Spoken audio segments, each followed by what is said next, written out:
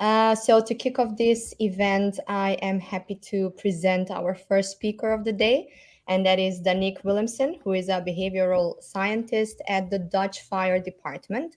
And she will share her experience on creating VR scenarios that would drive high impact in the organization. So afterwards, 5 minutes will be reserved for your questions that you may write in the chat on the right side of your screen while Danique shares her experience. So Danique, without further ado, the stage is yours. Thank you, Anna. Hi, everyone. My name is Danique Willemsen, and I'm a behavioral scientist at Safety Region Limburg North. And as a behavioral scientist, I help develop multiple virtual reality scenarios for both the Dutch Fire Department and the Risk Factory. And in the next 20 minutes, I would like to tell you something about how to apply principles from behavioral sciences to increase the impact of your VR trainings.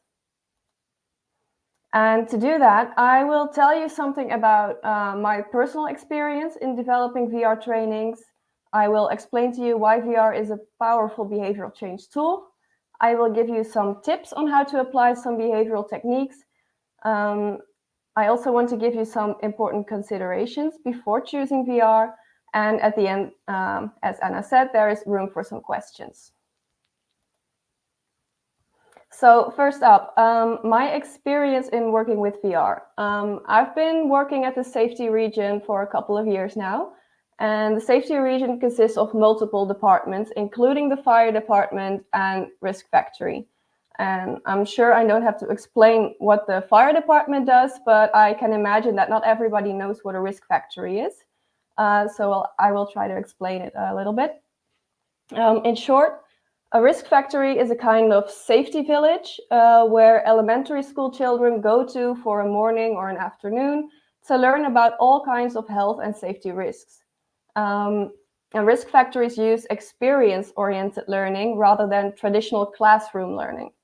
And currently, they're in the last phase of a PhD research that shows that experiential safety education actually leads to positive learning and behavioral outcomes. So for both the Dutch Fire Department and the risk factories, I worked with Warp VR to develop several VR scenarios. And the goal of those was always to teach regular citizens about health and safety risks and improve healthy and safe behaviors. For the risk factories, this was a VR scenario called Online Resilience, which aims to teach elementary school children about the risks of sexting, the impact of forwarding sexually explicit photographs, and it offers them tools to prevent harm and to support victims within their social networks. And for the Dutch Fire Department, there is a public app that contains about 10 VR scenarios about safety and fire safety. And I joined the work group that develops these scenarios about 2 years ago, I think. And we've published 2 new scenarios since. One is about recognizing and preventing carbon monoxide poisoning, and one is about preparing your family and your house in the case of a flood. And the past summer, we filmed a new scenario about preventing and escaping wildfires, which we expect to be published somewhere around next spring. So that was my introduction, and now I would like to talk about why virtual reality training is such a powerful tool from a behavioral science perspective. And there's actually a lot of research showing that VR is very effective in changing the intended behaviors and improving safety skills. And there's also a lot of research showing that those skills and behaviors you've learned in a virtual environment are in most cases transferable to the real world. But why is that? So first of all, virtual reality provides a highly immersive environment that simulates real world scenarios. And this immersion allows players to experience situations in a way that closely mirrors reality, enhancing the effectiveness of the training. So rather than passively absorbing information, players can participate in a hands-on learning environment, making learning more memorable and behavior changing. Secondly, virtual reality training creates a safe and controlled space for individuals to practice and make mistakes without real-world consequences. But because of the immersive nature of VR, you can mimic the sense of urgency that would occur in the real world. And this is particularly beneficial in high-risk situations where hands-on experience is crucial for skill development. For example, learning how to safely escape a house fire. Then furthermore, VR trainings can provide immediate and personalized feedback to users. And this rapid feedback loop is essential for behavior change, as players can adjust their actions in real time, reinforcing positive behaviors and correcting undesirable ones immediately. Emotional engagement is another important factor of VR trainings. Because virtual reality has the capacity to evoke a strong emotional response. So newly learned behaviors can also be stored in the emotional part of your brain. And this emotional engagement is a powerful factor in behavior change, as experiences that elicit emotions are more likely to be remembered and influence future actions. And lastly, VR training can be easily customized to meet specific learning objectives and adapt to different target audiences. And this flexibility ensures that training programs are tailored to the needs of each user group, maximizing the impact of the behavior change. Even though we know now why VR can be a powerful tool to change behaviors, just creating a VR scenario doesn't quite do the trick yet. We need to apply several behavioral techniques to the scenario we're developing. And I will give you some tips that you can apply when you're creating your next VR training. First, the most important tip actually will be to take some time to formulate specific behavioral goals. Emphasis on specific. A rule of thumb to check whether your behavioral goal is specific enough is to imagine taking a picture of said behavior. For example, preventing wildfires is not very specific. It's not a very specific behavior because what would I see in that picture? And is my interpretation of preventing wildfires the same as your interpretation? It probably isn't. So now we don't know for sure what we're trying to do with this training. A better behavioral goal is to say you want people to only park their cars in designated parking areas during hot and dry periods, instead of parking their hot cars on roadsides with dry grass, because that can cause a fire, which is very specific. And now we actually took the same picture, and our mutual goal is now to put that same picture in the player's head after completing the VR training. My second tip is to keep the self-efficacy of players and the effectiveness of the behavior in mind. So try to stay away from only showing players the risks and dangers of certain situations or behaviors, but instead focus on giving them the tools to face these challenges. So it's not a bad thing to let players experience negative consequences, but always pair it with a behavior that can effectively help them prevent or take away those negative consequences. This way, you give the player the confidence to tackle these situations in real life. For example, in the online resilience scenario we made, a nude picture of a boy in your class gets forwarded to the entire school by a couple of bullies. And this impacts the victim greatly. But we didn't want to stop at that. We didn't want to stop at just showing the impact this has on victims, but we wanted to pair this with, we wanted to pair the experience with some behaviors that everybody can perform to effectively help the victim. And in this case, that was notifying an adult who can help, like your school teacher. The next tip is to step out of your organization's or business's mindset and try to adopt the player's perspective. So try to understand what motivates them to perform a specific behavior or not. So what would they feel? What would be barriers? What would drive them? For example, in our wildfire scenario, we felt that most people would perceive the risk of a smoldering cigarette sparking a forest fire to be pretty low, because they've probably thrown away hundreds of cigarettes already without any of them ever starting a fire. So we kind of started digging, and we found research that showed that in a nature setting, people respond better to nature or environmental arguments to stop littering. So we chose to go that direction instead of the arguments about, you can start a fire. No, it's just bad for the environment. So that way we try to increase the chance it would impact their behavior. And also think about what perspective would be relatable to most of the people that are going to play the VR scenario. For the online resilience scenario, for example, we deliberately didn't choose a victim or bully perspective, but we chose a bystander/classmate perspective, because that's most relatable to most of our target audience. Then fourth, incorporating effective reward systems and positive reinforcement mechanisms can enhance player satisfaction, and it can encourage prolonged gameplay. So by aligning the scenario's challenges with a player's skill level, you can create a sense of achievement, contributing to a positive learning experience.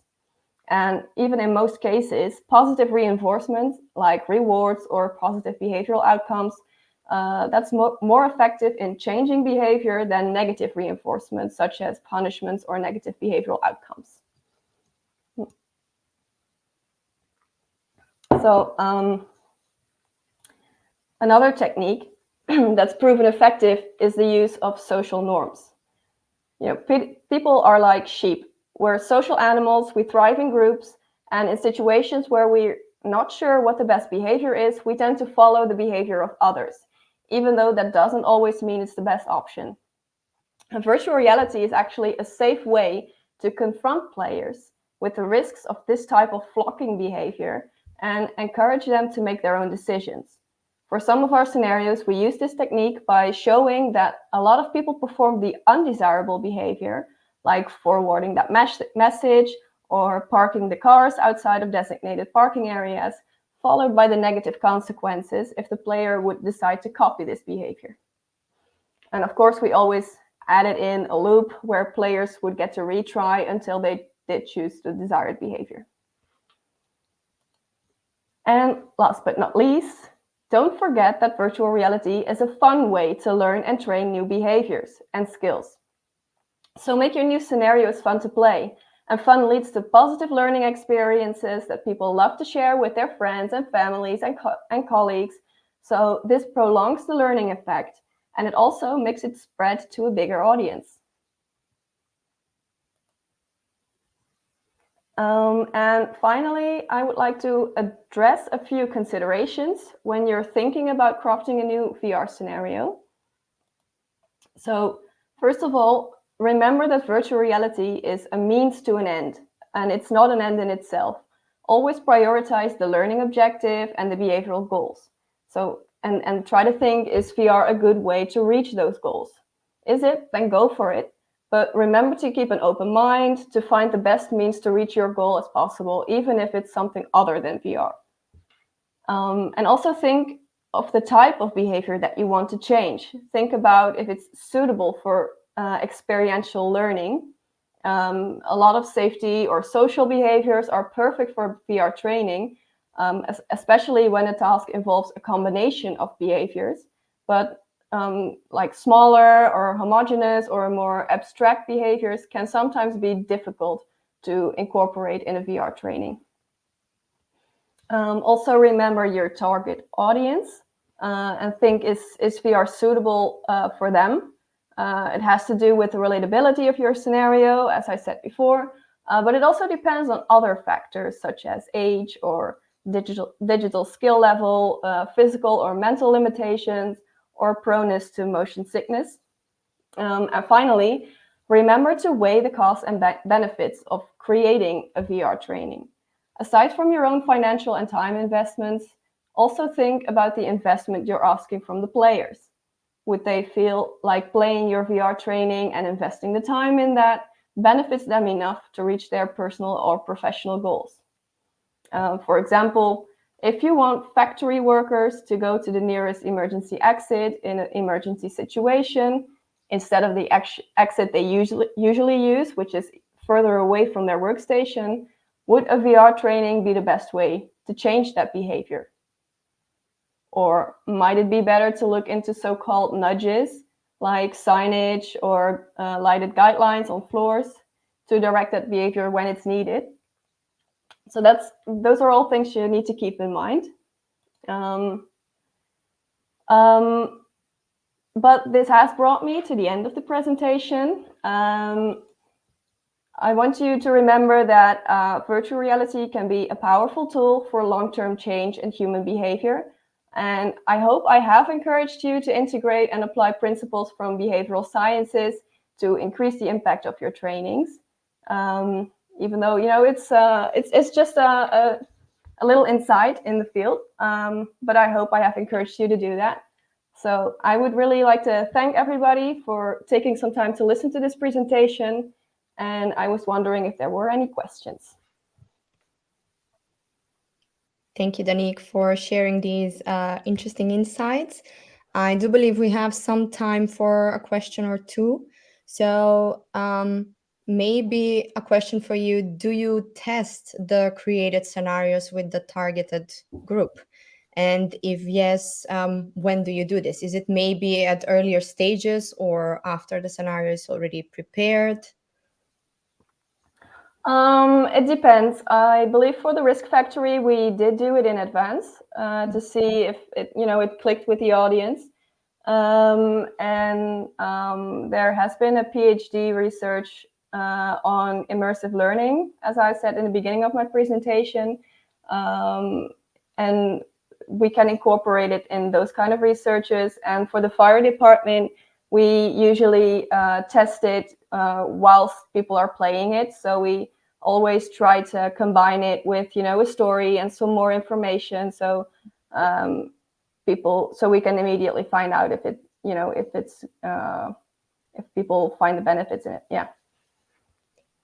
Regarding the benefits, what kind of feedback do you mostly get, let's say, from your targeted audience? Because you said that you're applying this behavioral science approach. So what are usually the benefits you've noticed that trainees have shared with you? Well, usually that they like the combination of seeing the risks, but also about the behavior that they should apply for it. So they feel like they know what they need to do afterwards, instead of just knowing, oh, if I do that, that's wrong, and then this happens. But, how can I prevent that from happening, or how can I stop that from happening? So that's one of the things. And furthermore, that people just find it, sometimes pretty enlightening and fun to do. Yeah. Okay, thank you. I believe we have one more question. So Peter asks, can you tell us how many people have been educated so far? I believe you mean how many people have played the VR scenarios. So I'm just going to answer that. For the Risk Factory, I know we get about 2,000 to 3,000 elementary school children every year. And most of them also play that scenario, and they really like it. It's it's actually their favorite scenario. So we know about that. And for the fire department, I don't exactly have the numbers. I know that Warp VR does collect the numbers because it's a national program. And people can play it in the app, but we also use it for our physical activities when we're at an open house of one of the fire stations, and it just depends on how many people are there to play it. Okay, wonderful.